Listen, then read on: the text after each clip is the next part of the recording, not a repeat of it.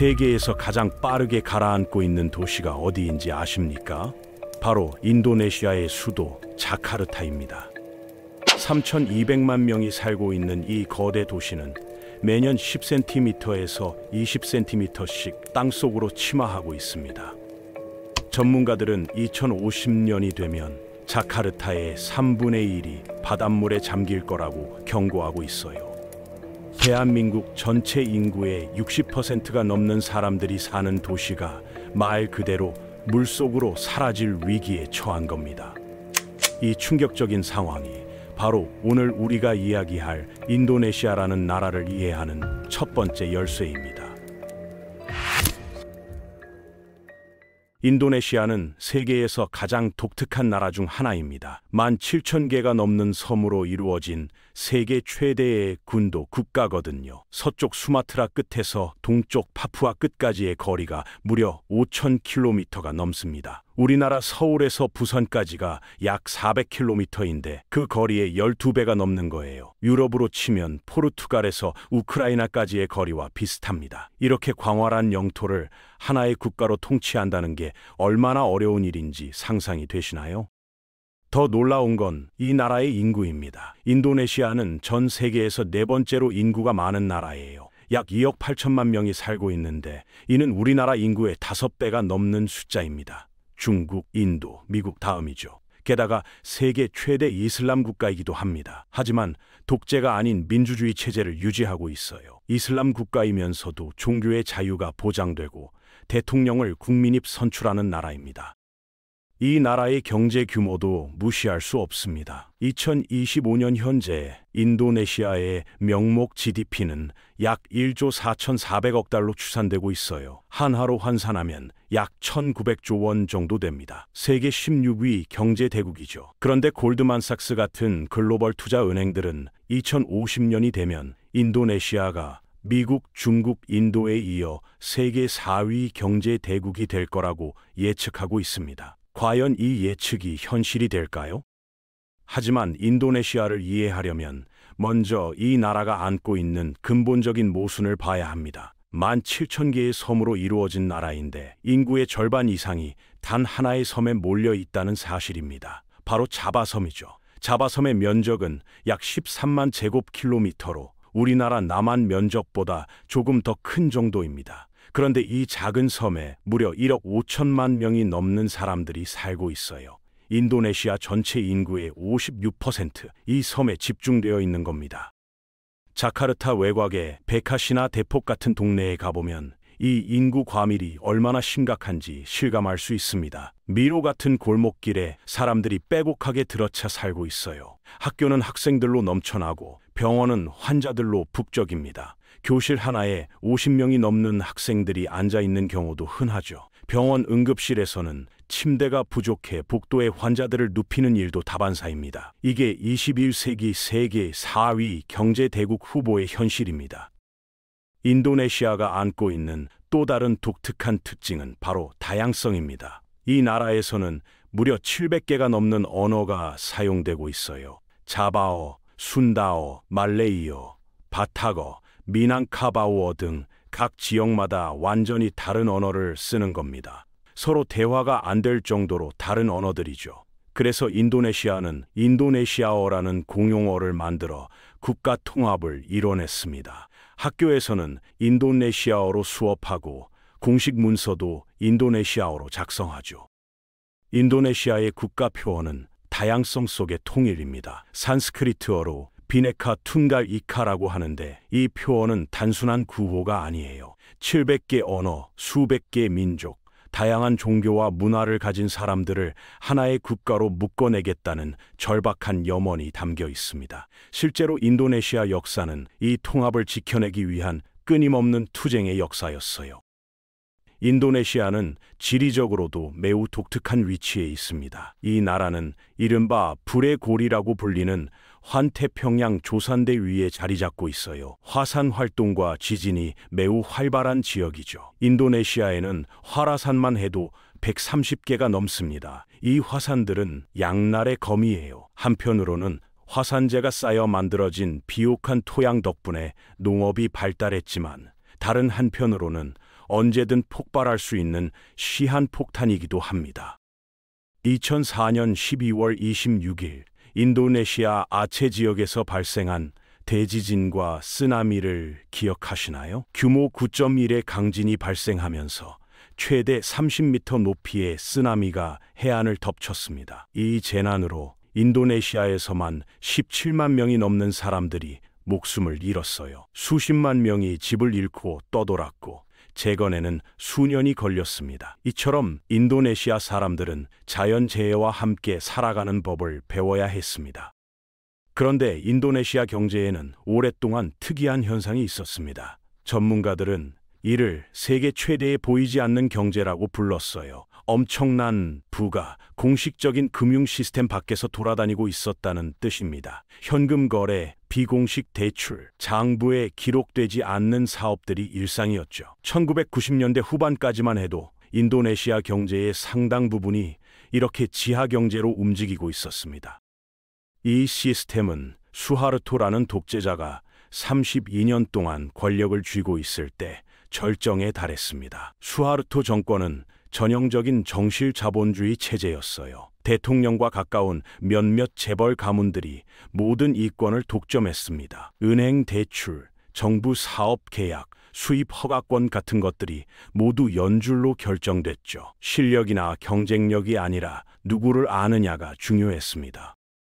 이 취약한 시스템은 1997년 아시아 외환 위기 때 완전히 무너져 내렸습니다. 태국에서 시작된 금융위기가 인도네시아로 번지면서 루피아 환율이 폭락했어요. 하루아침에 기업들이 쓰러지고 은행들이 파산했습니다. 중산층은 순식간에 빈곤층으로 전락했죠. 시장에서는 물가가 폭등하고 사람들은 기본 식료품을 구하기 위해 길게 줄을 섰습니다.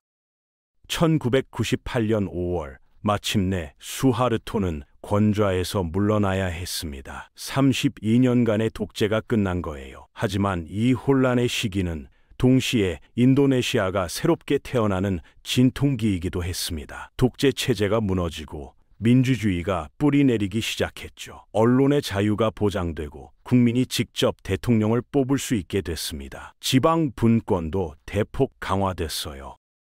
하지만 인도네시아가 직면한 가장 심각한 위기는 따로 있었습니다. 바로 수도 자카르타의 침몰 문제였죠. 자카르타는 해발 고도가 매우 낮은 해안 평야 위에 건설된 도시입니다. 원래부터 홍수에 취약한 지형이었어요. 게다가 도시가 급속도로 팽창하면서 문제가 더 악화됐습니다.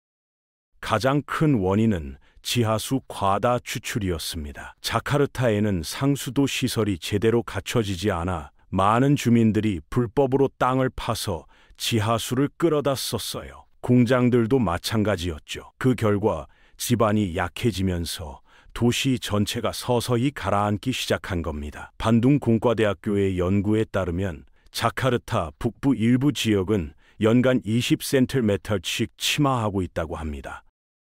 자카르타 북부 펜자링간 지역 주민들은 우기만 되면 집 주변에 모래주머니를 쌓아야 합니다. 집이 물에 잠기는 걸 막기 위해서죠. 일부 주민들은 아예 집을 들어올려 높게 지었어요. 작은 가게를 운영하는 상인들은 비만 오면 도로가 물에 잠겨 장사를 못하는 날이 부지기수입니다. 이게 세계 16위 경제 대국 수도의 현실입니다.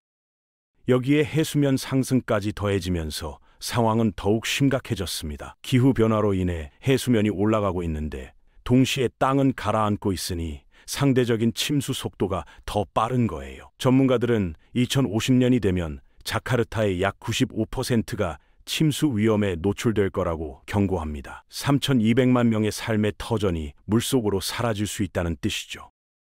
교통체증도 자카르타의 골칫거리입니다. 자카르타 내부 순환도로를 운전해 본 사람들은 알 거예요. 정상적으로는 1시간이면 갈 수 있는 거리를 5시간 넘게 걸려가는 경우가 흔합니다. 출퇴근 시간에는 도로가 완전히 주차장으로 변해버리죠. 이런 교통체증으로 인한 경제적 손실만 해도 연간 수조 원에 달한다고 합니다.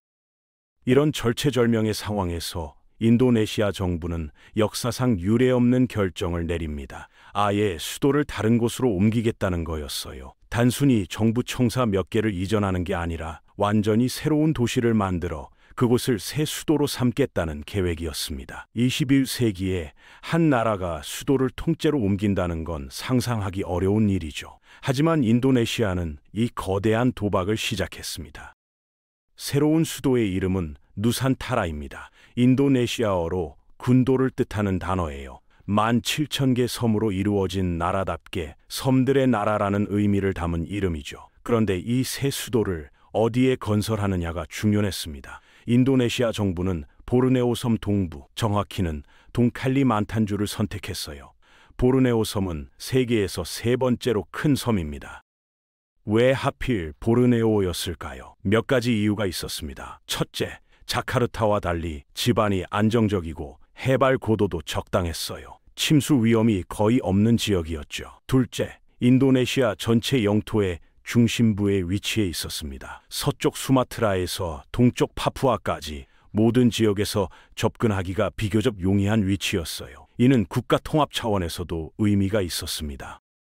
셋째, 자바섬의 인구 집중 문제를 해소할 수 있었습니다. 앞서 말했듯이 인도네시아 인구의 절반 이상이 자바섬에 몰려 있잖아요. 수도를 다른 섬으로 옮기면 자연스럽게 인구와 경제 활동이 분산될 수 있었습니다. 정부 관료들, 기업 본사들, 각종 기관들이 따라 이동하면서 새로운 경제 중심지가 만들어질 거라는 기대였죠. 누산타라 프로젝트의 규모는 어마어마했습니다. 2022년부터 2024년까지 본격적인 건설이 진행됐는데 이 기간 동안에만 국가 예산으로 투입된 돈이 약 47억 달러였어요. 한화로 환산하면 약 6조 원 정도 됩니다. 그런데 이건 시작에 불과했습니다. 전체 프로젝트를 완성하려면 총 302억 달러, 한화로 약 42조 원이 필요하다고 추산됐거든요. 이 돈은 어디서 나올까요? 인도네시아 정부는 국가 예산으로 약 20%를 부담하고 나머지 80%는 민가 투자와 외국 자본으로 충당하겠다는 계획을 세웠습니다. 문제는 과연 그만큼의 민간 투자를 유치할 수 있느냐는 거였어요. 투자자들 입장에서는 위험 부담이 큰 프로젝트였거든요. 동칼리만탄의 건설 현장에 가보면 그 규모를 실감할 수 있습니다. 끝없이 펼쳐진 정글을 깎아내고 평지를 만드는 작업이 동시다발적으로 진행됐어요. 대통령궁, 국회의사당, 각 부처 청사들이 들어설 부지를 조성하는 겁니다. 수만 명의 건설 노동자들이 24시간 교대로 일했죠. 불도저와 굴삭기가 쉴 새 없이 움직이고 레미콘 트럭들이 줄지어 달렸습니다. 하지만 이 거대한 프로젝트는 시작부터 논란투성이었습니다. 가장 큰 문제는 환경 파괴였어요. 누산타라가 들어설 지역은 원래 울창한 열대우림이었습니다. 보르네오 섬의 열대우림은 지구의 허파라고 불릴 만큼 생태적으로 중요한 곳이에요. 오랑우탄을 비롯한 멸종위기 동물들의 서식지이기도 했죠. 건설을 위해 수만 헥타르의 숲이 베어졌습니다. 우리나라 면적으로 치면 서울시 면적의 절반 정도 되는 숲이 사라진 거예요. 환경단체들은 이 프로젝트가 생태계 파괴의 재앙이라고 비난했습니다. 오랑우탄들이 서식지를 잃고 떠돌아다니는 모습이 언론에 보도되면서 국제적인 비판도 거세졌죠. 또 다른 큰 문제는 원주민들이었습니다. 이 지역에는 대대로 살아온 다약족 원주민들이 있었어요. 그들에게 이 숲은 단순한 땅이 아니라 조상 대대로 물려받은 삶의 터전이었습니다. 사냥을 하고 농사를 지으며 자연과 더불어 살아온 곳이죠. 그런데 갑자기 정부가 나타나 이 땅에 새 수도를 짓겠다고 선언한 겁니다. 정부는 원주민들에게 보상금을 주고 다른 곳으로 이주시키겠다고 했습니다. 하지만 원주민들의 반발은 거셌어요. 동칼리만탄의 작은 마을에서는 주민회의가 열렸습니다. 나이든 원로들이 모여 토지권과 재정착 문제를 논의했죠. 보상금을 받는다고 해도 수백 년간 살아온 땅을 떠나야 한다는 게 과연 정당한가 하는 문제였습니다. 일부 원주민들은 법적 대응에 나섰습니다. 자신들에게 토지 소유권이 있다고 주장하며 소송을 제기했어요. 하지만 인도네시아 법률에서는 원주민의 전통적 토지권이 제대로 인정받지 못하는 경우가 많았습니다. 공식적인 소유권 문서가 없으면 그 땅은 국가 소유로 간주되거든요. 건설 현장에서 일하는 노동자의 대부분은 자바섬에서 온 사람들이었습니다. 지역 주민들에게 일자리가 제공된다는 정부의 약속과 달리 실제로는 외지인들이 대부분의 일자리를 차지했어요. 이는 지역 주민들의 불만을 더욱 키웠습니다. 우리 땅을 빼앗기고 일자리마저 외지인들에게 넘어간다는 분노였죠. 국제사회의 시선도 곱지 않았습니다. 환경 문제는 차치하더라도 과연 이 프로젝트가 경제적으로 성공할 수 있을까 하는 의문이 컸어요. 전문가들은 누산타라가 하얀 코끼리, 즉 거대한 실패작이 될 가능성을 경고했습니다. 아무리 멋진 도시를 지어도 사람들과 기업들이 실제로 이주하지 않으면 텅 빈 유령 도시가 될 수 있다는 거였죠. 실제로 민간 투자 유치는 예상보다 훨씬 어려웠습니다. 인도네시아 정부는 세계 각국의 투자자들을 설득하려고 했어요. 일본, 중국, 한국, 중동 국가들을 순회하며 투자 설명회를 열었습니다. 조코 위도도 대통령이 직접 나서 프로젝트의 비전을 설명하기도 했죠. 하지만 큰 금액의 투자 약속을 받아내기는 쉽지 않았습니다. 투자자들이 망설인 이유는 명확했습니다. 첫째, 투자 수익을 언제 회수할 수 있을지 불확실했어요. 도시를 짓는 데만 수십 년이 걸리는데 그 기간 동안 수익은 없고 비용만 계속 나가는 거죠. 둘째, 정치적 안정성에 대한 우려가 있었습니다. 만약 차기 정부가 들어서서 이 프로젝트를 중단하거나 축소하면 어떡하느냐는 거였어요. 2024년 프라보워 수비안토가 새 대통령으로 취임했습니다. 프라보워는 군 출신 정치인으로 과거 수하르토 시절 특수부대 사령관을 지낸 인물이에요. 인권 침해 논란으로 한때 미국 입국이 금지되기도 했던 사람입니다. 그가 대통령이 되면서 많은 사람이 궁금해했죠. 과연 전임자의 누산타라 프로젝트를 계속 밀고 갈까? 프라보워는 누산타라 프로젝트를 계속 추진하겠다고 밝혔습니다. 하지만 속도는 조금 늦춰질 수밖에 없었어요. 예산 문제도 있었고 민간 투자도 기대만큼 들어오지 않았거든요. 정부 청사 건설은 계속 진행되었지만 전체적인 도시 개발은 당초 계획보다 느리게 진행됐습니다. 2025년 현재 누산타라는 여전히 건설 중입니다. 일부 정부 건물들이 완공됐고 몇몇 공무원들이 이미 이주에 근무를 시작했습니다. 대통령궁의 골조도 거의 완성됐습니다. 하지만 도시 전체를 완성하려면 아직 갈 길이 멉니다. 주거지역, 상업지역, 교통, 학교, 병원 등 모든 시설을 갖추려면 최소 10년에서 20년은 더 걸릴 거예요. 누산타라가 성공할 수 있을까요? 그건 아직 아무도 모릅니다. 역사적으로 수도 이전에 성공한 나라도 있고 실패한 나라도 있거든요. 브라질은 1960년에 수도를 리우데자네이루에서 브라질리아로 옮기는 데 성공했습니다. 지금 브라질리아는 200만 명이 넘는 인구가 사는 활기찬 도시예요. 반면 미얀마는 2005년에 수도를 양곤에서 네피도로 옮겼는데 네피도는 텅 빈 유령 도시라는 비판을 받고 있습니다. 인도네시아 누산타라는 어느 쪽이 될까요? 성공하려면 몇 가지 조건이 충족되어야 합니다. 첫째, 정부 기관들의 완전한 이전이 이뤄져야 합니다. 이름뿐인 수도가 아니라 실질적으로 정치와 행정의 중심지가 되어야 합니다. 둘째, 기업들과 주민들이 자발적으로 이주해야 합니다. 강제로 옮기는 게 아니라 누산타라에 살면 더 좋은 기회가 있다고 사람들이 느껴야 합니다. 셋째, 인프라가 제대로 갖춰져야 합니다. 공항, 항만, 도로, 철도 등 교통시설이 완벽해야 사람들이 불편 없이 살 수 있어요. 넷째, 환경 문제를 제대로 해결해야 합니다. 이미 잃어버린 숲을 되살릴 수는 없지만 앞으로 더 이상의 환경 파괴를 막고 지속 가능한 도시를 만들어야 하죠. 우리가 상상해 볼 수 있는 건 2035년 누산타라가 제대로 가동되는 모습이에요. 동칼리만타는 새로운 경제 중심지가 되고 첨단 산업과 물류가 활발하게 돌아갑니다. 자바섬의 과밀 문제도 자연스럽게 풀리면서 수도권의 교통과 주거 문제까지 개선될 거예요.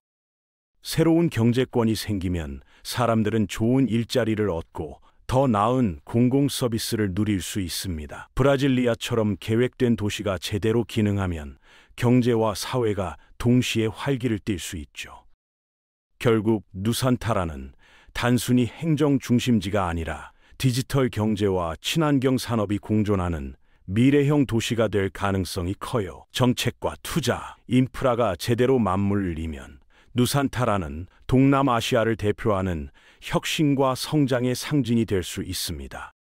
그런데 인도네시아가 이렇게 거대한 프로젝트를 감행할 수 있었던 것은 지난 25년간 이룩한 놀라운 경제 성장 덕분입니다. 1998년 인도네시아 경제는 말 그대로 바닥을 쳤습니다. 아시아 외환 위기에 직격탄을 맞으면서 경제가 14%나 추락했고 루피아 가치는 70%나 폭락했습니다. 하루아침에 국민의 절반이 빈곤층으로 전락했죠. 자카르타 거리에서는 식료품을 사려는 사람들이 슈퍼마켓 앞에 긴 줄을 섰고 일부 지역에서는 약탈과 폭동이 일어나기도 했습니다.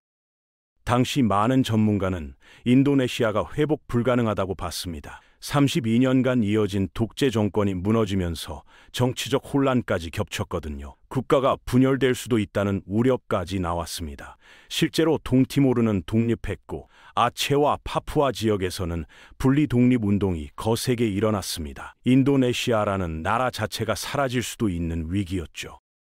그런데 놀라운 일이 벌어졌습니다. 인도네시아는 죽지 않았습니다. 오히려 폐허 속에서 다시 일어섰습니다. 2018년까지 20년 동안 인도네시아 경제는 1998년 최저점 대비 무려 15배나 성장했습니다. 세계은행 자료에 따르면 이는 아시아 태평양 지역에서 가장 빠른 회복 속도 중 하나였습니다.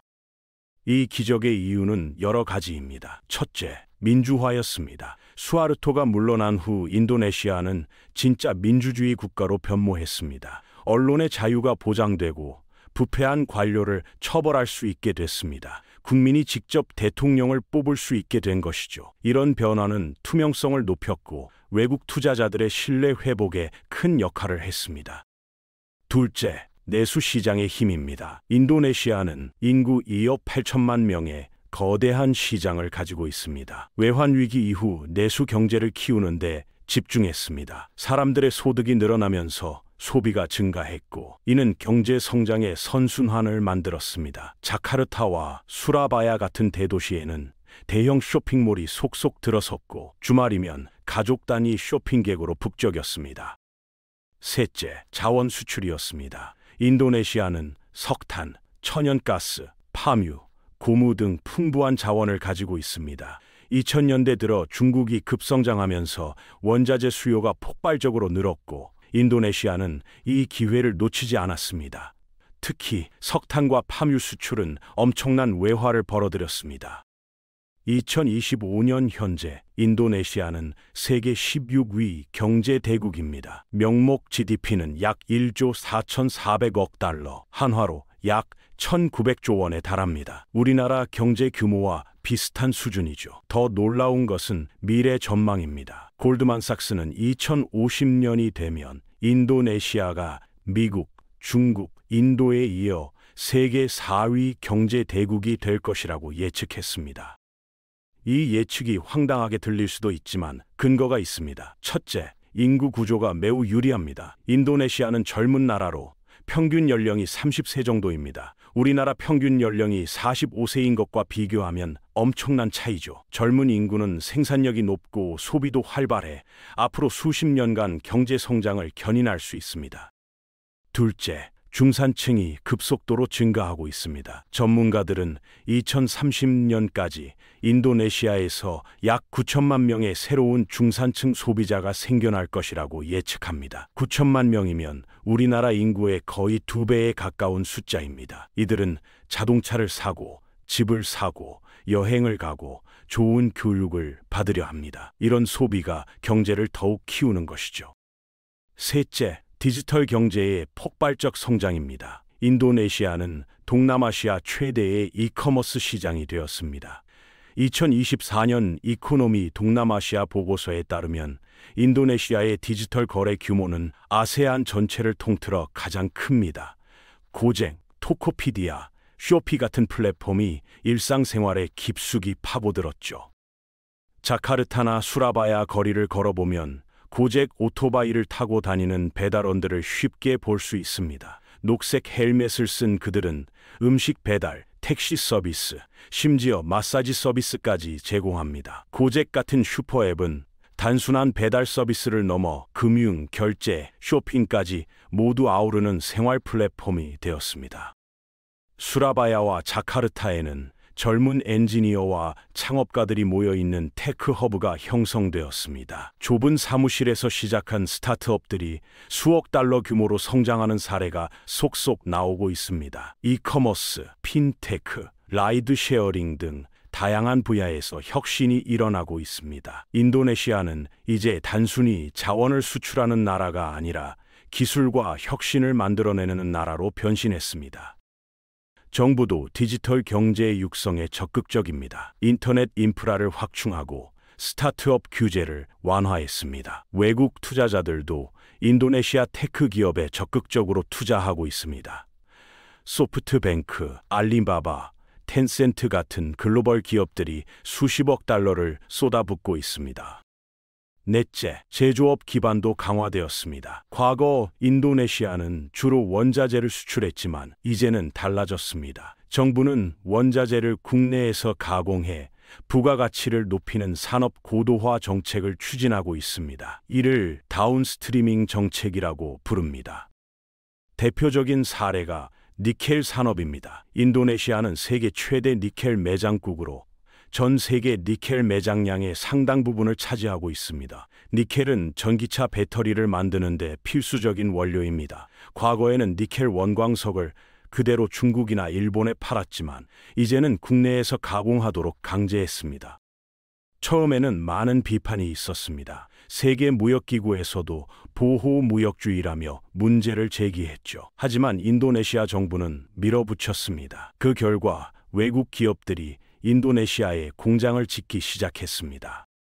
모로왈리 산업단지에서는 그 변화를 실감할 수 있습니다. 술라웨시 섬의 이 지역은 불과 10년 전만 해도 한적한 어촌이었지만 지금은 대규모 니켈 재련소와 배터리 공장이 들어섰습니다. 중국 기업들이 수십억 달러를 투자해 최첨단 시설을 세웠고 수천 명의 노동자가 24시간 교대로 전기차용 배터리급 니켈을 생산하고 있습니다. 이 정책은 효과가 있었습니다. 인도네시아는 단순히 원자재를 파는 나라에서 글로벌 전기차 공급망의 핵심 국가로 도약했습니다. 테슬라, 폭스바겐, 현대자동차 같은 글로벌 자동차 기업들이 인도네시아산 니켈을 사용하고 있습니다. 이는 일자리 창출과 기술 이전으로 이어졌습니다. 다섯째, 인프라 투자가 대폭 늘었습니다. 조코 위도도 대통령 시절 인프라 구축에 막대한 예산이 투입되었습니다. 새로운 공항 16개, 항말 18개, 고속도로 2100km가 건설되었습니다. 이는 서울에서 부산을 5번 왕복할 수 있는 거리입니다. 새로 지어진 바탐과 비퉁 항만은 수출입 물류의 흐름을 완전히 바꿨습니다. 예전에는 자카르타 항만에 화물이 집중돼 병목 현상이 심했지만 새로운 항만들이 생기면서 화물 처리 속도가 빨라지고 물류 비용도 크게 줄었습니다. 자바섬을 가로지르는 트랜스 자바 고속도로가 완공되면서 자카르타에서 수라바야까지 이동 시간이 절반으로 줄었습니다. 예전에는 15시간 넘게 걸렸지만 이제는 일서덜 시간이면 갈 수 있습니다. 이런 인프라 개선은 기업들의 물류 비용을 낮추고 생산성을 높였습니다. 이런 노력 덕분에 인도네시아의 국제 경쟁력 순위도 크게 올랐습니다. IMD 경쟁력 지수에서 인도네시아는 44위에서 34위로 10단계 상승했습니다. 여전히 선진국에는 미치지 못하지만 개선 속도만큼은 눈부십니다. 인도네시아 경제 성장의 또 다른 동력은 관광 산업입니다. 발리는 이미 세계적인 휴양지로 자리 잡았고 최근에는 롬복과 라자 암팟 같은 새로운 관광지가 주목받고 있습니다. 코로나19 팬데믹 이전에는 연간 1,500만 명이 넘는 외국인이 인도네시아를 찾았습니다. 관광 산업은 수백만 개의 일자리를 만들어냈습니다.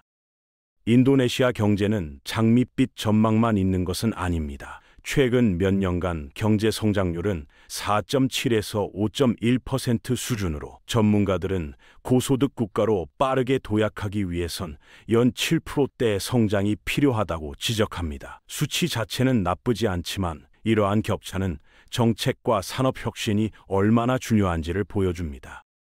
2050년 인도네시아 경제가 어디까지 성장할 수 있을까요? 상상해보면 GDP가 10조 달러를 넘어서고 디지털 경제와 첨단 제조업의 허브로 자리 잡을 수 있어요. 전기차와 배터리 산업, 재생에너지까지 중요한 글로벌 공급망에서 중심 역할을 맡게 됩니다. 자카르타, 수라바야, 누산타라가 이어지는 3대 경제축은 각기 특화된 산업과 기술 중심 도시로 발전하면서 국가 전체의 균형 발전을 이끌 거예요. 단순히 성장률 숫자가 아니라 실제 사람들의 삶과 경제적 영향력에서 강력한 변화를 만드는 나라가 될 수 있습니다. 그렇다면 왜 인도네시아의 성장이 아직도 더디게 진행되고 있을까요? 인도네시아에는 여전히 풀어야 할 구조적 문제들이 산적해 있습니다. 첫 번째 문제는 외국인 투자가 기대만큼 들어오지 않는다는 점입니다. 인도네시아는 거대한 시장과 풍부한 자원을 가지고 있지만 외국 기업들은 여전히 투자를 망설입니다. 복잡한 규제, 불투명한 법 집행, 그리고 무엇보다 부패가 큰 장애물입니다. 자카르타에 공장을 세우려는 외국 기업을 예로 들어보겠습니다. 허가를 받으려면 수십 개의 서류를 준비하고 여러 부처를 돌아다녀야 합니다. 중앙정부 허가, 지방정부 허가, 환경영향평가, 토지 사용 승인 등 절차가 끝도 없습니다. 공식적으로는 몇 달이면 끝나야 하는 일이 실제로는 1년 넘게 걸리기도 합니다.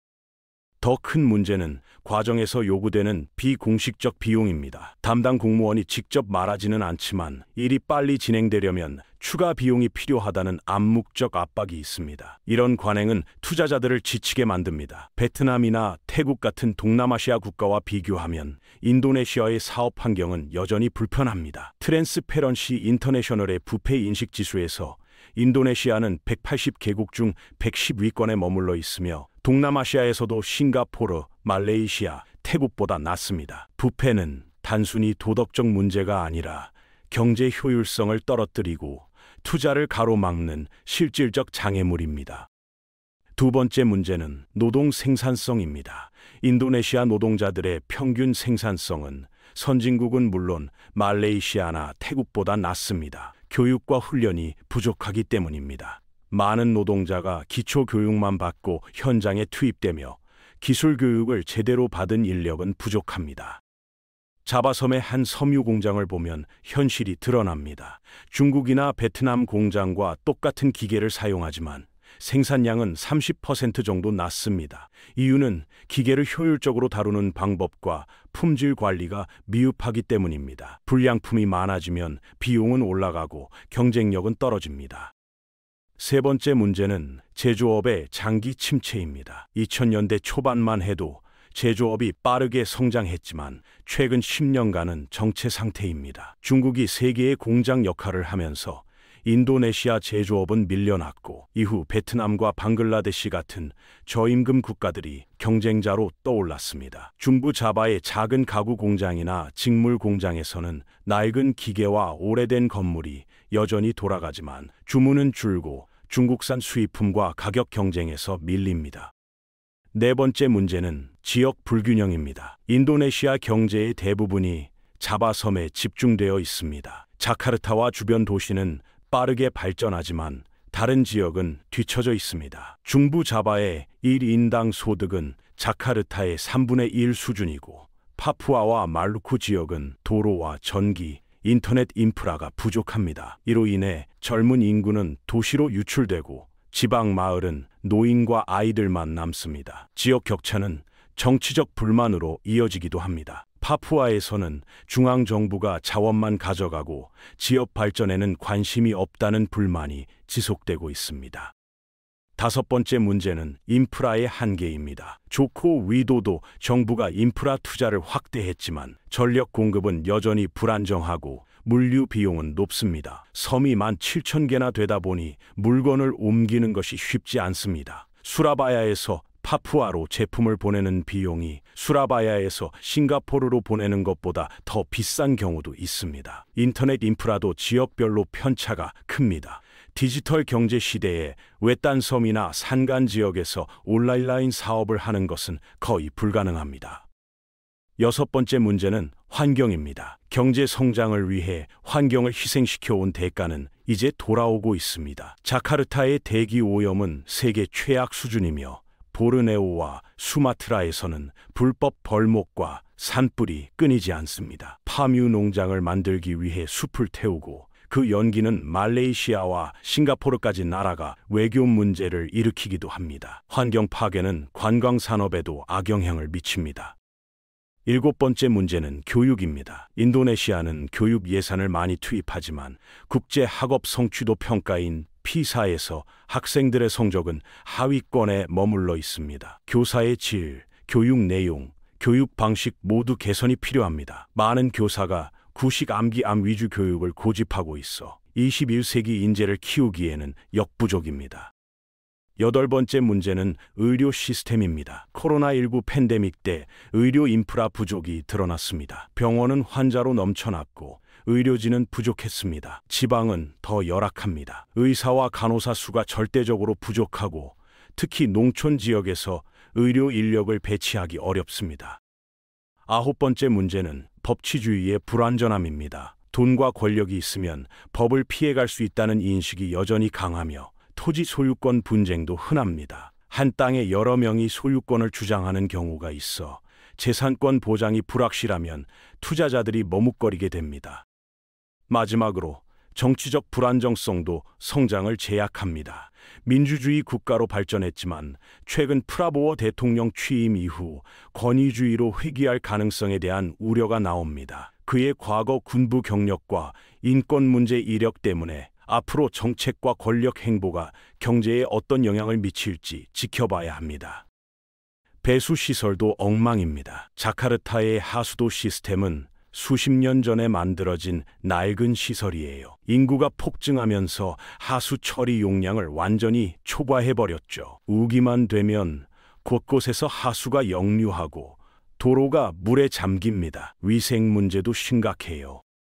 자카르타는 인도네시아의 경제와 행정의 중심지입니다. 주요 기업 본사들이 몰려 있고 정부 기관들도 모두 이곳에 있어요.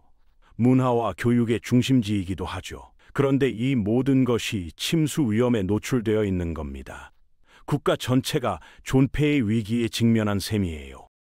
이런 구조적 문제에도 불구하고 인도네시아는 국제 무대에서 점점 더 중요한 역할을 하고 있습니다. 특히 미국과 중국이라는 두 초강대국 사이에서 인도네시아의 전략적 가치는 날로 커지고 있거든요. 인도네시아는 지리적으로 매우 중요한 위치에 있습니다. 인도양과 태평양을 잇는 해상 교통로의 중심에 자리잡고 있죠. 전 세계 해상 무역의 상당 부분이 인도네시아 해역을 통과합니다. 특히 말라카 해협과 순다 해협은 전략적으로 매우 중요합니다. 중동에서 동아시아로 가는 유조선들이 반드시 지나가야 하는 길목이에요. 중국이 수입하는 석유의 80% 이상이 이 해협을 통과합니다. 일본과 한국도 마찬가지예요. 만약 이 해협이 붕괴되면 동아시아 경제 전체가 마비될 수 있습니다.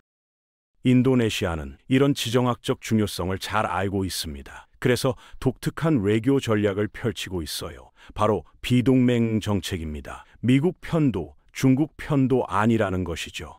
양쪽 모두와 좋은 관계를 유지하면서 실리를 챙기겠다는 전략이에요. 이는 냉전 시대 수카르노 초대 대통령이 주창했던 비동맹 운동의 현대판이라고 할 수 있습니다. 미국 입장에서 인도네시아는 인도태평양 전략의 핵심 국가입니다. 중국의 영향력 확대를 견제하려면 인도네시아 같은 큰 나라를 우군으로 만들어야 하거든요. 그래서 미국은 인도네시아와의 군사협력을 강화하고 있습니다. 합동 군사훈련을 실시하고 최신 무기를 판매하며 해양안보 협력을 확대하고 있어요. 반면 중국은 경제적 접근을 택합니다. 1대1로 프로젝트의 일환으로 인도네시아 인프라에 막대한 투자를 하고 있죠. 자카르타와 반둥을 잇는 고속철도가 대표적입니다. 중국이 약 60억 달러, 한화로 약 8조 원을 투자해 건설한 이 철도는 2023년에 개통되었고, 자카르타에서 반둥까지 3시간 걸리던 거리가 40분으로 단축되었습니다. 중국 기업들은 니켈 제련, 배터리 공장, 항만 건설 등 다양한 분야에 투자하고 있어요. 2024년 기준 중국은 인도네시아 최대 투자국 중 하나입니다. 모로왈리 산업단지만 해도 중국 기업들이 주도하고 있습니다. 인도네시아는 이런 상황을 절묘하게 활용하고 있어요. 미국에게는 안보 협력을 약속하면서 무기와 기술 지원을 받아내고, 동시에 중국에게는 경제 투자를 받아 성장 동력을 확보하는 겁니다. 양쪽을 오가며 최대한의 이익을 뽑아내는 것이죠. 이를 두고 전문가들은 인도네시아의 줄타기 외교라고 부릅니다. 하지만 이 전략이 영원히 지속될 수 있을까요? 미중 경쟁이 격화되면서 인도네시아도 결국 한쪽을 선택해야 하는 압박을 받을 가능성이 있습니다. 미국은 쿼드, 오커스 같은 안보 동맹에 인도네시아가 참여하기를 원하고, 중국도 남중국해에서 경제적, 군사적 압박을 가할 수 있어요. 남중국해 문제도 복잡합니다. 중국은 남중국해 대부분을 자국 영토라고 주장하며 구단선을 그어놓았고, 이 선이 인도네시아의 나투나 제도 인근 배타적 경제 수역과 겹칩니다. 중국 어선들이 인도네시아 해역에서 불법 조업을 하면 인도네시아 해경이 나서지만 중국 해경이 나타나 방해하는 일이 자주 발생합니다. 이런 상황에서 인도네시아는 딜레마에 빠집니다. 강력하게 대응하면 중국과의 경제 관계가 틀어질 수 있고, 너무 약하게 대응하면 국내 여론이 들끓습니다. 국민들은 정부가 주권을 제대로 지키지 못한다고 비난하고, 나투나 제도 주민들은 중국 어선들 때문에 어업 피해를 보고 있다며 불만을 표합니다. 2020년에는 인도네시아가 나투나 해역에 전투기와 군함을 배치하며 강경 대응했습니다. 조코 위도도 대통령이 직접 나투나를 방문해 주권 수호 의지를 보이기도 했어요. 하지만 중국과의 경제 협력은 계속 유지했습니다. 안보는 안보, 경제는 경제라는 식으로 분리하려는 거죠. 미국도 인도네시아에 대한 투자를 늘리고 있습니다. 테슬라, 애플, 구글 같은 미국 기업들이 인도네시아 시장에 관심을 보이고 있어요. 특히 전기차 배터리 산업과 디지털 경제 분야에서 협력을 모색하고 있습니다. 미국은 중국이 니켈 공급망을 독점하는 것을 막고 싶어 하거든요. 하지만 미국 기업들의 투자는 중국만큼 적극적이지 않습니다. 미국 기업들은 투자 환경을 따지는 경향이 강합니다. 법치, 투명성, 규제 같은 것들이 명확해야 투자하거든요. 반면 중국 기업들은 그런 것에 덜 민감합니다. 정부의 결정만 있으면 빠르게 움직이니까요. 그래서 실제 투자 속도는 중국이 훨씬 빠릅니다. 인도네시아 정부는 양쪽의 투자를 모두 환영합니다. 경쟁이 붙으면 자신들에게 더 유리한 조건을 얻을 수 있으니까요. 한 프로젝트를 놓고 미국 기업과 중국 기업이 경쟁하면 인도네시아는 더 좋은 기술 이전과 일자리 창출 조건을 요구할 수 있습니다. 하지만 전문가들은 인도네시아의 이런 줄타기가 언젠가는 한계에 부딪힐 것이라고 경고합니다. 미중 갈등이 더 격화되면 중립을 지키기 어려워지거든요. 미국은 우리 편이 아니면 적이다라는 식의 압박을 강화할 수 있고, 중국도 경제 보복 카드를 꺼낼 수 있습니다. 인도네시아 내부에서도 의견이 갈립니다. 일부는 미국 중심의 자유민주주의 진영에 확실히 서야 한다고 주장하고, 다른 쪽에서는 실리를 따져야 한다고 말합니다. 중국은 가까이 있고 경제적으로 긴밀히 연결되어 있는데 괜히 적으로 돌리면 손해라는 것이죠. 아세안 차원에서도 인도네시아의 역할은 중요합니다. 아세안 최대 국가로서 지도력을 발휘해야 하고, 10개국이 하나로 뭉쳐 미중 사이에서 협상력을 키워야 하거든요. 하지만 아세안 내부도 의견이 갈립니다. 필리핀처럼 미국 쪽에 가까운 나라가 있는가 하면 캄보디아처럼 중국과 가까운 나라도 있어요. 인도네시아는 아세안의 중심성을 강조하며 독자 노선을 추구합니다. 강대국들의 놀이터가 되지 않겠다는 것이죠. 하지만 현실적으로 아세안 국가들이 하나로 뭉치기는 쉽지 않습니다. 각자의 이해관계가 다르기 때문이에요. 결국 인도네시아 외교 전략의 핵심은 시간을 버는 것입니다. 최대한 오래 중립을 유지하면서 양쪽에서 이익을 챙기는 것이죠. 언젠가는 선택의 순간이 올 수 있지만 그때까지는 줄타기를 계속하겠다는 전략입니다. 외교 전략도 중요하지만 인도네시아가 진짜 직면한 위기는 내부에 있습니다. 바로 국민들의 분노와 좌절입니다. 2024년 말 인도네시아 전역에서 대규모 시위가 터져나왔습니다. 수십만 명의 시민들, 특히 젊은이들이 거리로 쏟아져 나왔어요. 그들이 외친 구호는 명확했습니다. 부패한 정치인들을 처벌하라. 경찰의 폭력을 멈춰라. 우리에게도 미래를 달라. 이 시위의 직접적인 도화선은 국회의원들의 특혜 논란이었습니다. 인도네시아 국회의원들이 주택 구입 보조금으로 받는 돈이 최저임금의 무려 10배가 넘는다는 사실이 언론에 폭로되었어요. 서민들은 하루하루 먹고 살기 힘든데 국회의원들은 수억 원의 주택 보조금을 받는다는 거죠. 게다가 정부는 공공예산을 대폭 삭감하겠다고 발표했습니다. 자카르타 거리에서 오토바이 택시를 모는 청년들에게 이 소식은 충격이었습니다. 그들은 매일 10시간 넘게 일해도 겨우 생계를 유지할 뿐입니다. 비가 와도 더워도 위험한 교통 상황에서도 배달을 해야 하죠. 그런데 국회의원들은 일도 제대로 안 하면서 엄청난 돈을 받아간다는 겁니다. 분노가 폭발할 수밖에 없었어요. 2024년 11월 수라바야에서 대규모 시위가 열렸습니다. 학생들과 노동자들이 주요 도로를 점거했어요. 우리는 숫자가 아니다. 부패한 국회를 해산하라는 플래카드를 들고 행진했습니다. 시위는 평화롭게 진행되고 있었어요. 그런데 경찰이 개입하면서 상황이 급변했습니다. 경찰은 시위대를 해산시키기 위해 물대포와 최루탄을 사용했습니다. 시위대와 경찰 사이에 충돌이 벌어졌어요. 그 과정에서 비극이 발생했습니다. 21세 청년 아판 케르나완이 경찰의 진압 과정에서 숨진 겁니다. 아판은 고잭 오토바이 택시 기사였어요. 녹색 헬멧을 쓰고 매일 자카르타 거리를 누비며 배달 일을 하던 평범한 청년이었습니다. 아판의 죽음은 인도네시아 전역에 충격을 주었습니다. 소셜미디어에서는 그의 사진과 이야기가 순식간에 퍼졌어요. 그는 단순히 시위에 참여했을 뿐인데 목숨을 잃었습니다. 사람들은 분노했습니다. 우리 중 누구라도 아판이 될 수 있었다는 말이 퍼졌죠. 아판은 수백만 명의 비정규직 노동자들을 상징하는 존재가 되었습니다. 아판의 죽음 이후 시위는 더욱 격화되었습니다. 이 운동을 사람들은 17+8 운동이라고 부르기 시작했어요. 17은 경찰 책임을 묻는다는 의미였고 8은 민주주의 개혁을 상징했습니다. 시위대는 경찰의 폭력에 대한 독립적 조사를 요구했고 부패한 정치인들의 처벌을 요구했습니다. 이 시위에서 특이한 광경이 펼쳐졌습니다. 시위대 중 많은 사람이 일본 만화 원피스에 나오는 해적기를 들고 다녔어요. 검은 바탕에 해골이 그려진 졸리 로저 깃발이었습니다. 왜 해적기였을까요? 원피스의 주인공들은 부패한 권력에 맞서 싸우는 자유로운 영혼들입니다. 인도네시아 젊은이들은 자신들을 그들과 동일시한 거죠.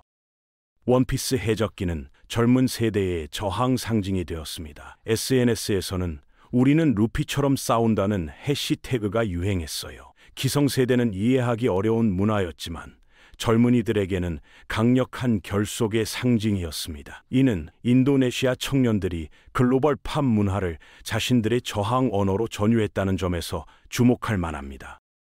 프라보워 대통령은 이 시위를 어떻게 받아들였을까요?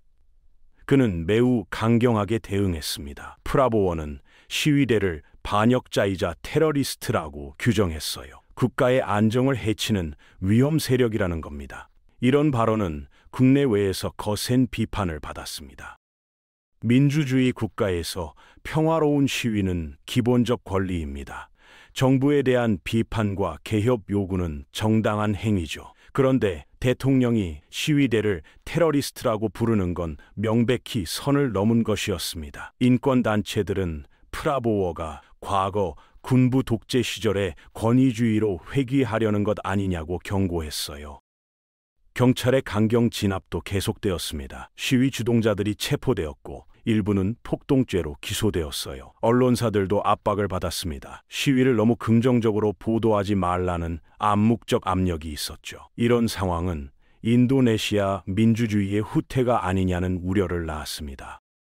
시위의 배경에는 청년 실업 문제가 있습니다. 인도네시아의 15세에서 24세 청년 실업률은 약 13% 수준입니다. 세계은행 2024년 자료를 보면 이는 전체 실업률의 2배가 넘는 수치예요. 더 심각한 건 대졸자 실업입니다. 대학을 졸업해도 제대로 된 일자리를 구하기 어렵습니다.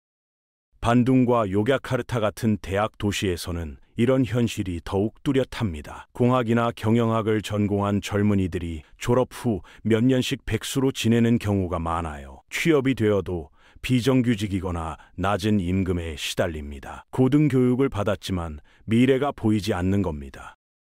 이런 절망 속에서 새로운 현상이 나타났습니다. 바로 카부르 아자 둘루 운동입니다. 인도네시아어로 일단 떠나자라는 뜻이에요. SNS에서 해시태그 카부르 아자 둘루가 엄청난 인기를 끌었습니다. 젊은이들이 인도네시아를 떠나 해외에서 기회를 찾겠다는 거죠. 싱가포르, 호주, 일본, 한국 같은 나라들이 인기 목적지입니다. 반둥의 한 카페에서 만난 25세 청년은 이렇게 말했어요. 여기서는 아무리 열심히 일해도 미래가 없어요. 차라리 해외에 나가서 경험도 쌓고 돈도 벌겠습니다. 이런 생각을 가진 젊은이가 한둘이 아닙니다. 문제는 이렇게 떠나는 사람들이 인도네시아의 미래를 이끌어갈 인재들이라는 점입니다. 영어를 잘하고 기술도 있고 열정도 있는 사람들이죠. 이들이 대거 빠져나가면 인도네시아의 장기적 성장 잠재력이 약화됩니다. 두뇌 유출은 개도국이 선진국으로 도약하는데 가장 큰 장애물 중 하나예요. 정부도 이 문제를 모르는 건 아닙니다. 하지만 뚜렷한 해결책을 내놓지 못하고 있어요. 일자리를 만들려면 투자가 늘어야 하는데 앞서 말한 구조적 문제들 때문에 투자는 기대만큼 들어오지 않습니다. 교육 시스템을 개혁해야 하는데 이해관계가 복잡하게 얽혀 있어 쉽지 않습니다. 젊은이들의 불만은 단순히 경제적 문제만이 아닙니다. 정치 시스템 전체에 대한 불신이 깔려 있어요. 선거를 해도 똑같은 기득권층이 권력을 나눠 먹는다는 냉소주의가 팽배합니다. 프라보워 같은 과거 독재 시절 인물이 대통령이 되는 걸 보면서 인도네시아 민주주의가 진짜 앞으로 나아가고 있는 건지 의문을 품게 된 거죠. 이런 상황에서 인78 운동은 단순한 시위가 아니었습니다. 젊은 세대가 기성세대에게 보내는 신호였어요. 우리는 더 이상 침묵하지 않겠다. 우리도 목소리를 내겠다. 우리 미래를 스스로 결정하겠다는 선언이었습니다. 아판의 죽음은 이 운동의 상징이 되었고 원피스 해적기는 그들의 저항 정신을 대변했습니다. 그런데 이 모든 분노와 절망 속에서도 인도네시아에는 희망이 있습니다. 바로 고통노용이라는 전통입니다. 고통노용은 인도네시아어로 상호협력, 공동체 정신을 뜻하는 말이에요. 수백 년 동안 이어져 온 이 전통은 인도네시아 사회의 근간을 이루고 있습니다. 마을 사람들이 함께 모여 집을 짓고 농사를 돕고 어려운 이웃을 돌보는 것이죠.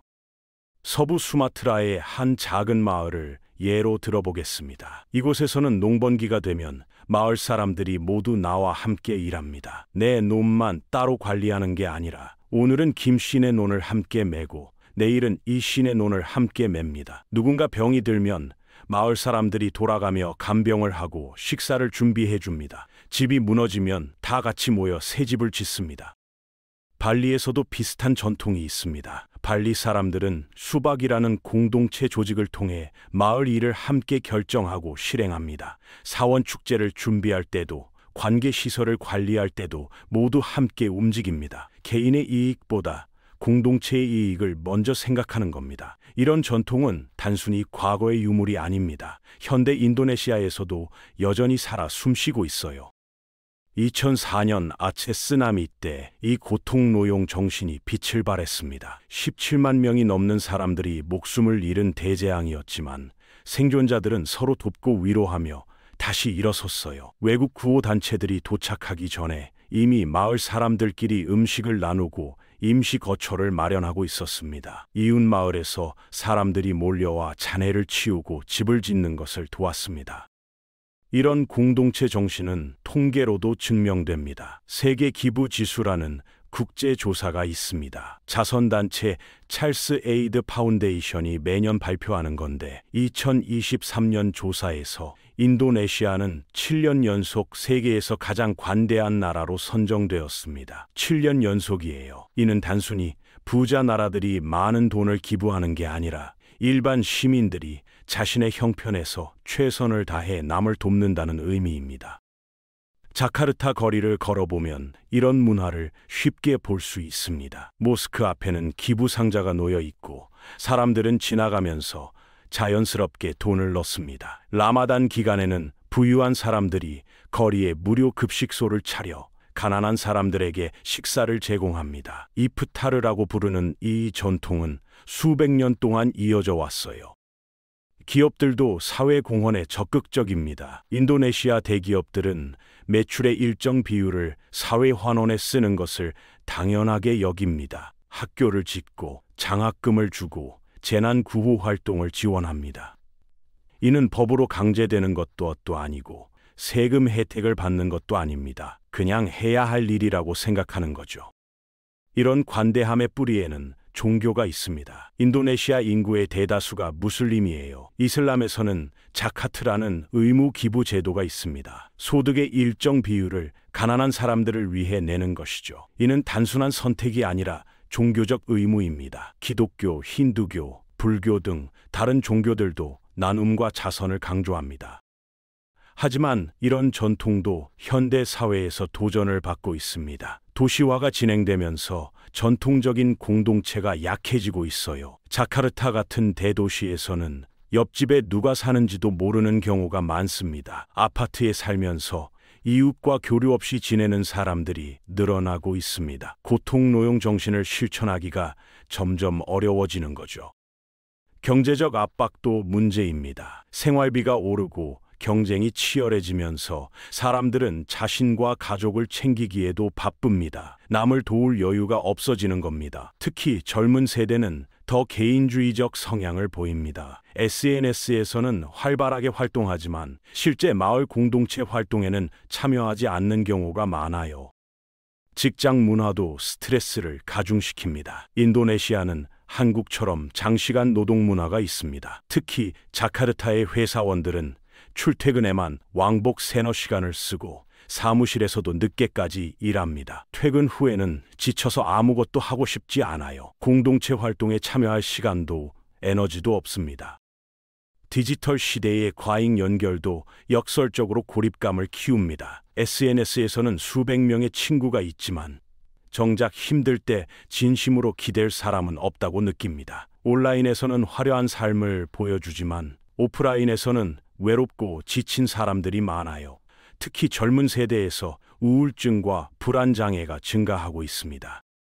코로나19 팬데믹은 이런 문제를 더욱 악화시켰습니다. 봉쇄 조치로 사람들은 집에 갇혀 지내야 했고 사회적 거리두기로 공동체 활동이 중단되었어요. 경제적 어려움도 커졌습니다. 많은 사람이 일자리를 잃었고 소득이 급감했습니다. 이런 상황에서도 인도네시아 사람들은 서로를 도왔지만 전통적인 방식으로는 한계가 있었습니다. 그럼에도 불구하고 고통노용 정신은 살아남을 것입니다. 왜냐하면 이것이 인도네시아 정체성의 핵심이기 때문입니다. 학교에서는 여전히 고통노용을 가르치고 정부도 이를 장려합니다. 재난이 발생하면 여전히 사람들은 자발적으로 나서서 돕습니다. 이웃이 어려우면 당연히 도와야 한다는 생각이 깊이 뿌리내려 있습니다. 디지털 시대에 맞는 새로운 형태의 고통노용도 나타나고 있습니다. 온라인 기부 플랫폼을 통해 전국 어디서나 도움이 필요한 사람을 도울 수 있어요. SNS를 통해 재난 피해자를 위한 모금 운동이 빠르게 확산됩니다. 젊은이들이 자원봉사 네트워크를 만들어 환경보호, 교육 지원 같은 활동을 합니다. 인도네시아의 미래는 이 고통노용 정신을 얼마나 잘 유지하느냐에 달려 있을지도 모릅니다. 경제가 성장하고 기술이 발전해도 사람들이 서로를 돌보는 마음을 잃으면 진정한 발전이라고 할 수 없습니다. 반대로 경제적 어려움이 있어도 공동체가 튼튼하면 그 사회는 회복력을 가질 수 있습니다. 인도네시아는 바로 이런 회복력을 가진 나라입니다. 그렇다면 인도네시아의 미래는 어떻게 될까요? 2050년 인도네시아는 정말 세계 4위 경제 대국이 될 수 있을까요? 이 질문에 답하려면 6가지 핵심 변수를 봐야 합니다. 3가지는 경제 성장을 이끄는 동력이고 3가지는 그 성장을 가로막을 수 있는 지정학적 위험입니다. 이 6가지 변수의 균형이 인도네시아의 운명을 결정할 겁니다. 첫 번째 경제 동력은 산업 고도화, 특히 니켈과 코발트 다운스트리밍입니다. 인도네시아는 세계 최대 니켈 보유국이에요. 전기차 시대가 본격화되면서 니켈 수요는 폭발적으로 늘어날 겁니다. 인도네시아가 단순히 원광석을 파는 게 아니라 배터리급 니켈까지 생산한다면 글로벌 공급망에서 협상력이 엄청나게 커집니다. 모로왈리 같은 산업단지가 전국에 더 많이 생기고 수만 개의 일자리가 만들어질 수 있어요. 이는 제조업 기반을 강화하고 기술 이전을 촉진할 겁니다. 두 번째 동력은 디지털 경제와 중산층 소비 시장입니다. 2030년까지 9천만 명의 새로운 중산층이 생긴다는 전망을 기억하시나요? 이들은 스마트폰을 들고 온라인 쇼핑을 하고 디지털 금융 서비스를 이용하며 구독 경제에 참여할 겁니다. 고잭, 토코피디아 같은 슈퍼 앱들은 더욱 진화해 생활 전반을 아우르는 플랫폼이 될 거예요. 자카르타와 수라바야의 테크 스타트업들이 유니콘 기업으로 성장하면서 인도네시아는 동남아시아 디지털 경제의 중심이 될 수 있습니다. 세 번째 동력은 인프라 투자입니다. 조코 위도도 정부가 시작한 대규모 인프라 건설은 계속 이어질 겁니다. 공항, 항만, 고속도로, 철도가 더 확충되면 물류 비용이 줄어들고 지역 간 연결성이 강화됩니다. 섬과 섬을 잇는 다리와 해저 터널 같은 메가 프로젝트도 검토되고 있어요. 이런 인프라는 단순히 편의성만 높이는 게 아닙니다.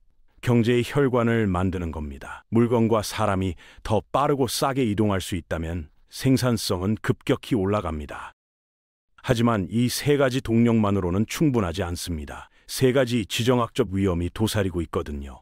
첫 번째 위험은 미중 갈등 속에서 비동맹을 유지할 수 있느냐는 겁니다. 지금까지는 줄타기 외교가 잘 작동했습니다. 하지만 미중 대립이 더욱 격화되면 중립을 지키기 어려워집니다. 만약 인도네시아가 어느 한쪽을 선택해야 하는 상황이 온다면 그 순간 반대편으로부터 경제 보복을 당할 수 있어요. 중국은 투자를 끊을 수 있고 미국은 무역 제재를 가할 수 있습니다. 이는 경제 성장의 치명타가 됩니다. 두 번째 위험은 누산타라 신수도 프로젝트의 성패입니다. 이 프로젝트가 성공하면 인도네시아는 자카르타 침몰 위기를 극복하고 새로운 성장 동력을 확보합니다. 지역 균형 발전도 이룰 수 있죠. 하지만 실패한다면 42조 원이 넘는 돈이 허공으로 날아갑니다. 미얀마의 네피도처럼 텅 빈 유령 도시가 될 수도 있어요. 더 나쁜 건 국민들의 신뢰가 무너진다는 겁니다. 정부가 무리한 프로젝트를 강행하다 실패했다는 인식이 퍼지면 투자 심리가 얼어붙습니다. 세 번째 위험은 카부르 아자 둘루, 즉 인재 유출입니다. 젊고 유능한 인재들이 계속 해외로 빠져나간다면 인도네시아의 장기 성장은 불가능합니다. 누가 혁신을 이끌고 누가 기업을 경영하고 누가 다음 세대를 교육할까요? 두뇌 유출은 단기적으로는 눈에 잘 안 보이지만 20년, 30년 뒤에 엄청난 격차를 만들어냅니다. 한국이 경제 발전을 이룰 수 있었던 건 인재들이 나라에 남아 헌신했기 때문입니다. 인도네시아도 마찬가지입니다. 이 6가지 변수가 어떻게 작동하느냐에 따라 인도네시아의 2050년이 결정됩니다. 3가지 경제 동력이 제대로 작동하고 3가지 위험을 잘 관리한다면 골드만삭스의 예측대로 세계 4위 경제 대국이 될 수 있습니다. 하지만 동력이 약하고 위험이 현실화된다면 중진국 함정에 빠질 수도 있어요. 지금보다 조금 더 잘 사는 나라가 되겠지만 진짜 선진국으로는 도약하지 못하는 겁니다. 그렇다면 가능성은 어느 쪽일까요? 냉정하게 평가해보면 인도네시아는 기회와 위기가 반반입니다. 긍정적 요소들이 분명 있어요. 젊은 인구, 거대한 내수 시장, 풍부한 자원, 전략적 위치, 그리고 고통노용이라는 사회적 자본, 이런 것들은 다른 나라가 부러워하는 자산입니다. 하지만 폐, 비효율, 불평등, 교육 부실, 인프라 부족 같은 구조적 문제도 여전합니다. 인도네시아가 성공하려면 무엇보다 정치 리더십이 중요합니다. 프라보워 대통령과 그 이후의 지도자들이 개혁을 추진할 용기가 있느냐는 겁니다. 기득권의 저항을 뚫고 부패를 척결하고 교육을 혁신하고 규제를 개선할 수 있느냐? 쉽지 않은 일입니다. 하지만 불가능하지도 않아요. 한국도 싱가포르도 중국도 비슷한 도전을 극복하고 성장했습니다.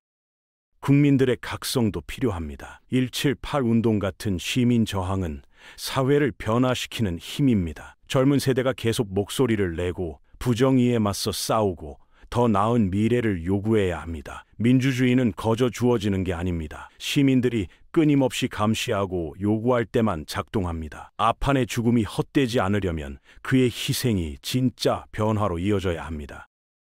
국제사회의 역할도 있습니다. 미국과 중국은 인도네시아를 자기 편으로 만들려고만 하지 말고 인도네시아의 발전을 진심으로 지원해야 합니다. 투자할 때 부패한 권력자들에게만 돈을 주지 말고 실제로 인도네시아 국민들에게 혜택이 돌아가는 프로젝트를 해야 합니다. 환경을 파괴하는 개발이 아니라 지속 가능한 성장을 지원해야 합니다. 인도네시아는 단순히 2억 8천만 명이 사는 먼 나라가 아닙니다. 세계 경제와 정치의 판도를 바꿀 수 있는 잠재력을 가진 나라입니다. 2050년 인도네시아가 초강대국이 된다면 아시아의 힘의 균형이 완전히 달라집니다. 미국 중심의 세계 질서도 재편될 수 있어요. 인도네시아는 이슬람 국가이면서 민주주의 국가이고 아시아에 있으면서 비동맹을 추구합니다. 이런 독특한 정체성은 글로벌 정치에서 새로운 가능성을 열어줍니다. 하지만 그 모든 것은 아직 불확실합니다. 인도네시아의 미래는 아직 쓰이지 않았습니다. 지금부터 25년 동안 어떤 선택을 하느냐에 달려 있습니다. 부패와 싸울 것인가, 타협할 것인가, 젊은이들에게 기회를 줄 것인가, 좌절시킬 것인가, 환경을 지킬 것인가, 파괴할 것인가, 이런 선택들이 쌓여서 2050년의 인도네시아를 만들 겁니다. 17,000개 섬으로 이뤄진 이 거대한 군도 국가는 지금 갈림길에 서 있습니다. 한쪽 길은 초강대국으로 가는 길이고 다른 쪽은 중진국 함정으로 가는 길입니다. 어느 길로 갈지는 인도네시아 사람들이 결정할 것입니다. 자카르타의 침몰하는 거리에서, 모로왈리의 니켈 공장에서, 수라바야의 시위 현장에서, 반둥의 테크 스타트업 사무실에서, 발리의 작은 마을에서 2억 8천만 인도네시아 사람들의 선택이 이 나라의 운명을 만들어갈 것입니다.